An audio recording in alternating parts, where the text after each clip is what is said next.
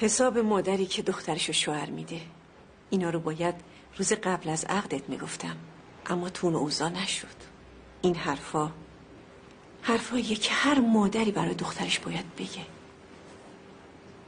مدیونه اگه نگه، وظیفه مادریشه.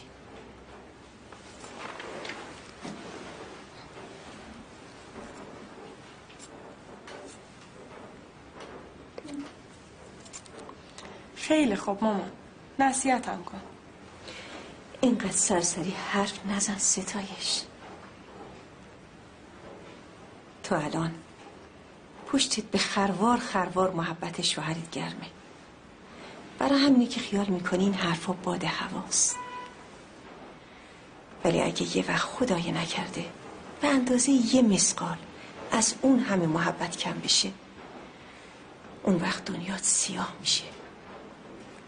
به هزار چیز فکر میکنی. اون وقت خیال میکنی همه کس و همه چیز مقصرن جز خودت. این حرفا چیه مامان؟ این حرفا همون چیزیه که من به خاطرش اومدم اینجا. همون حرفایی که گفتم همه مادرها باید به دختراشون بگن. پخت و پز و یاد میگیری، اندازه این نمک و فلفلم دستت میاد.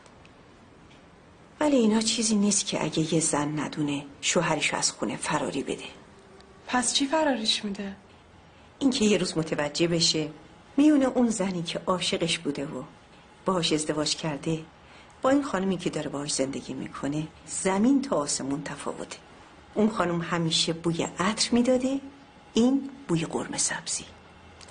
اون خانم همیشه لباسای خوش رنگ و تمیز میپوشیده، این لباسای چروک و رنگ مرده. اون خانم گونه هاش مثل سیب سرخ برق میزده، اما این مثل به زرد رنگه.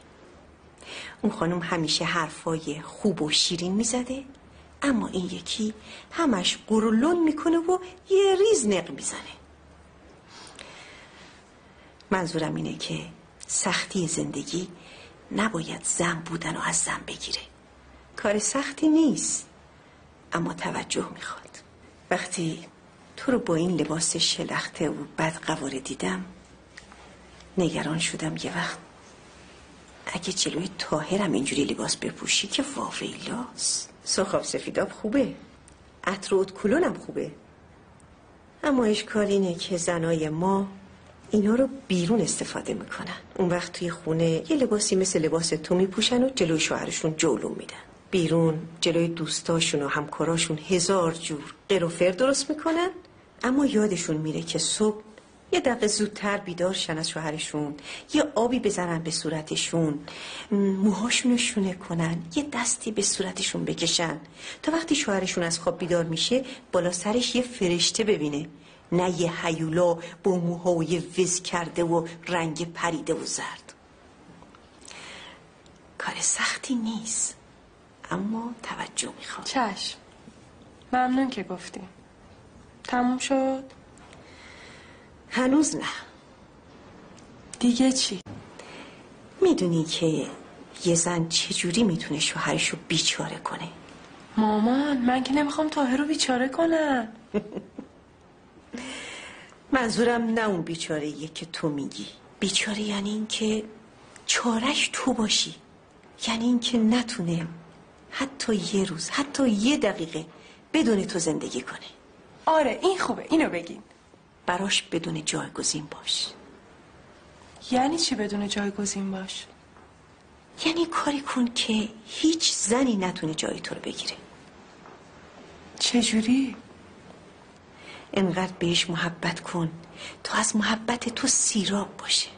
مطمئنش کن که هر وقت از خونه بیرون میره یه دلی همیشه نگرانشه. همیشه حسنای شوهرتو ببین. در مقایسه با دیگرون همیشه اون چیزایی رو که شوهرت داره و دیگرون ندارن در نظر بیار، نه اون چیزایی رو که دیگرون دارن و شوهرت نداره. بازم هست؟ آره، یکی دیگه هم هست. چی؟ عشق شوهرت باش. میگن مردا وقتی که با یه زن عروسی میکنن و اونو به خونه خودشون میبرن، بعد از یه مدت عشقشون تبدیلی به عادت میشه. نذار عشق شوهرت تبدیلی به عادت بشه. چجوری آخه؟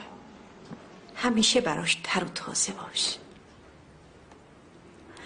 متنوع باش، لبخند بزن، همیشه از کلام خوب استفاده کن.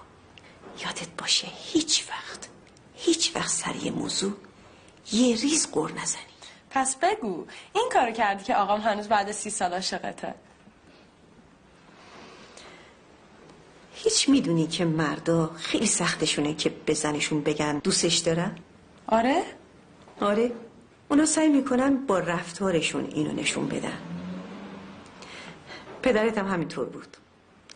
اما تو به شوهرت بگو میدونم برا من خیلی زحمت میکشی، میدونم شب و روز داری برا من کار میکنی، میدونم که از خونه و خانوادت به خاطر من بریدی، ولی حداقل روزی یه بار بهم بگو که دوستم داری.